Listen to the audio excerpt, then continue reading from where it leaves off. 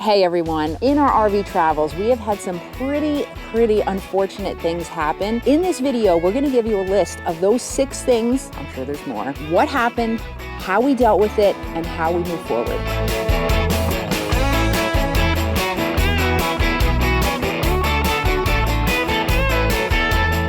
So if you're an experienced RVer, you know things go wrong. If you think about becoming an RVer or are very new to it and nothing has happened, we promise you something will. So let's get right into it. All right, number 1, this was a big one, and this was this year. And if you've been following us, a lot of you know about this. The enormous electrical issues. We were breaking down nonstop on the side of the road. Down in Tennessee, we were sitting on the side of the road, and Saturday morning at 8 a.m., we couldn't get, it was a nightmare. We got towed. We got towed, yeah, just, kind of inching into places, breaking down, starting up. We didn't know what was going on. What was the issue? MJ said it was really one electrical issue. It was so simple. It was a 12-volt feed to the fuel pump module was bad, and it was causing our fuel pump to cut off. The issue is that it's very difficult to find because error codes weren't being stored, and the mechanics had to take a lot of time. Now, what can we have done to prevent that? Really nothing. It just it kind of came out of nowhere really, and then progressively got worse. One of the good things that we have our extended warranty through wholesale warranty, so that paid for that issue over $1,400. Not so much on parts, on labor. Right. But a lot of preventative medicine on other things can certainly reduce the chance of breaking down. This one, not so much. Before we move any further, we want to thank the official sponsor of this video. It's going to be Liquid Spring. What is Liquid Spring? Well, it is one of the best suspension upgrades that you can get for your motorhome. Liquid Spring is available on Class A, B, C's, and Super C Motorhome, and it makes your driving experience a breeze. We've had it on our motorhome now for almost 2 years. Absolutely amazing. We can go down the highway, we don't have that sway, that white knuckle. Wind doesn't affect it. Now, Liquid Spring is available as a factory option from Tiffin on the open road, from Rev Group on the Holiday Ramble in Fleetwood, and on most of their gas models, including the Bounder, Southwind, Invicta, and Admiral. It's also available on Nexus, on the Triumph, Rebel, Wraith, Phoenix Cruiser RVs, and they're getting into the overlands now. So if you have an F550, it's available on there. Now, what we tell people is that our words don't mean anything. Contact Wayne Wells from Liquid Spring. His link will be below. What we will tell you to do, when you contact Wayne's, set up a free demo test drive. Once you get in the seat, then you will fully understand what we rave about on all our videos. This one happened, this was a couple years ago, a few years ago. When we first got a motorhome. When we first got Nellie. Thank the Lord it was not me that did it, because if it was... Well, you've done other things. Yeah, you gotta clear. But this was the worst. So we were going through a toll booth in Ohio. Was it on 80? I think so. I don't know. Anyway, we were in Ohio, and it was very narrow. Some of those toll booths in Ohio are, oof. Put in the comments below, have you been on some of those Ohio tolls? Wow. We didn't quite measure how we were fitting through there, and Mr. Mirror here decided to go for a ride and came flying off. So go ahead, you want to go? Oh, yep. That was not good. There were a lot of, those of you that, had mentioned profanity on our channel, we're not going to, but in that trip, there was a lot of profanity. So yeah, the mirror came off. It was pretty easy fix. We did a video from a couple of years ago. We'll link it above. But the issue was we were driving from Indiana to the Hershey show. Right. A couple things, this is why it happened. The toll booth was narrow, but it's my fault. Oh, good. We were rushing, we needed to make time, yep. And when you drive a long time, you make mistakes, and that is what happened. And we're very new to having the motorhome, underestimating how long things take, so now we definitely give ourselves a lot more time. But more importantly... I know what you're going to say. What are you going to say? About the tools, right? Yes. Being prepared, right? So we had whatever it took. We had tape, and we were able to. Did you cut some wires? Yeah. So what happened was, here, take it over here. Yeah. I'll show you. So essentially, let me take this off. So it just goes back to being prepared. So what happened was we hit this part came off. This stalk. This didn't. So we had this hanging on the side. I had the appropriate hex key to take this off. Took it off, clipped the wires, and then duct taped everything in. And we're able to go down the road. This just went in the bay.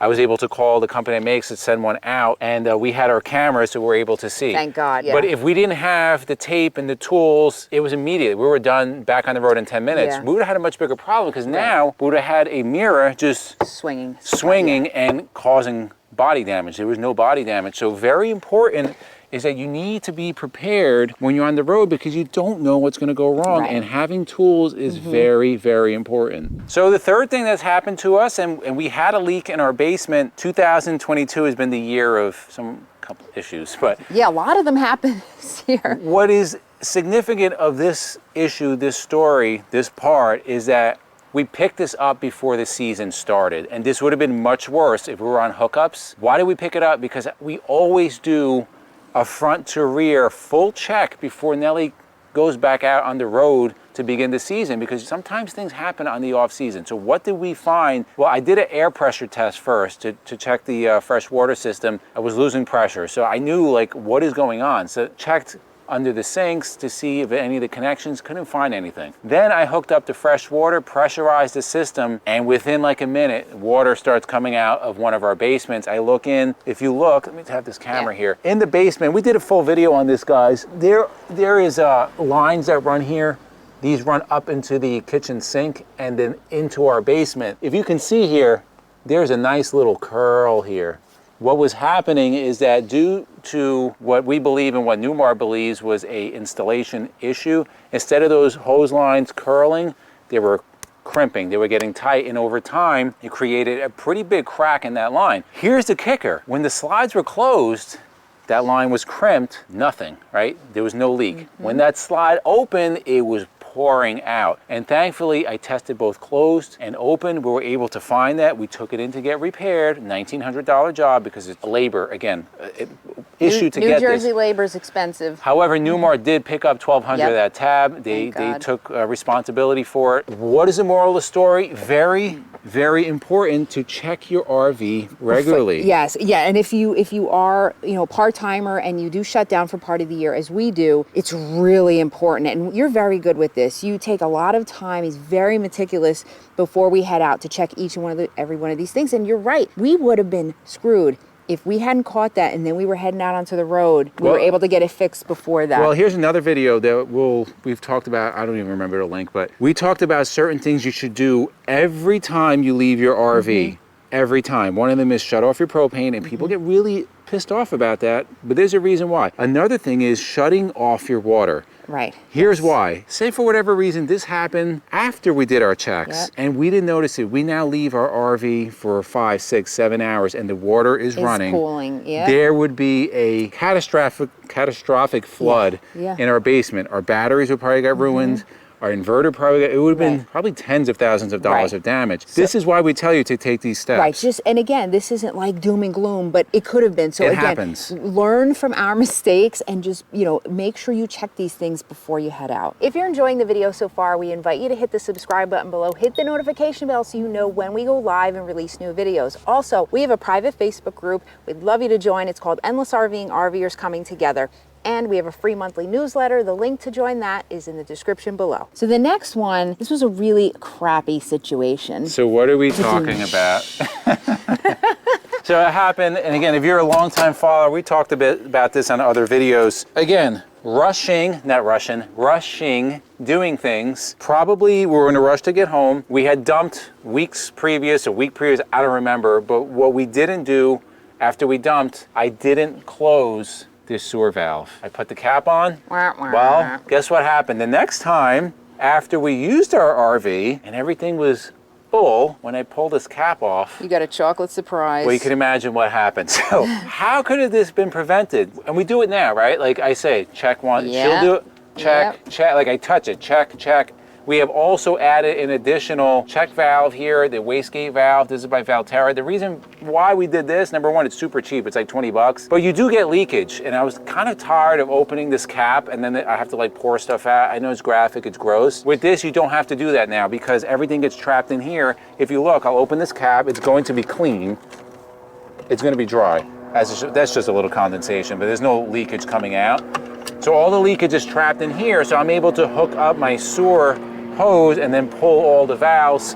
You learn from us. You don't need to make these mistakes. You might, but we're telling you how not to make these mistakes. So the next one, the last one actually, is that we got locked out of our RV. And this is very common. We see other people mentioning the exact same thing happened. Now, this was not because we like locked it and left. This was an actual malfunction in what was going on with the lock. So why don't you explain? Yeah, so let's talk about it. If you want to grab this. What happened was, and I didn't know this until I went on the forum. So you see these bolts here? If these bolts come loose, which they did, because from the factory they didn't Loctite them, it will not allow the latch to unlatch. Essentially open, yeah. So there's not much we could have done to prevent, well there is. We could have checked the bolts. I checked them now regularly. I did put Loctite. But what I will tell you, a couple things you can do, and we advise this. The locks themselves, if you look in here, periodically you should shoot some lubricant in there. We like to use T9 Boschil, WD-40, whatever. Shoot lubricant in there and run the key in and out. What that's gonna do, it's gonna keep everything lubricated because moisture does get in there.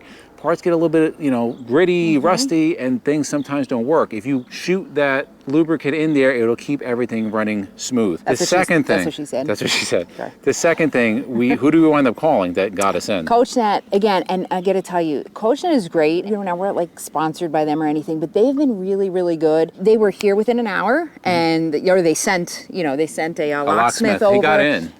Got in for us. Yeah, so we didn't know this was going to happen. So having that backup plan of CoachNet or something similar is a good plan to have. And then the third thing, because we've done this also, we've locked ourselves out because we've left the keys in. Yeah. Is to keep a extra set of keys somewhere outside the RV. It's probably a really good idea. We have an extra set of keys somewhere outside of the RV. And we have it, I'll tell you where it's placed. Somebody will ask that. I just want to see your face. Yeah, so we'll keep it, you know, whether it's in our car or somewhere else. That way, if we get inside, some people say, well, leave a slider unlocked. But we just did a video on how to prevent your RV from getting stolen. We'll link that above. You want to make sure you lock all points of entry to get into your RV. So in the comments below, let us know, veteran RVers out there, newbies out there, what messed up, crazy things that happened to you while RVing. We would love for you to share that story because it's probably pretty entertaining, some of them. Yes, and make sure to put your solutions. That's really the point of this video, is to learn from what we did, but how it cannot happen again moving forward. Yeah, because believe it or not, other people read those. Right. And it's very helpful. And for myself and MJ, it's a journey of a lifetime, and we'll see you on the road.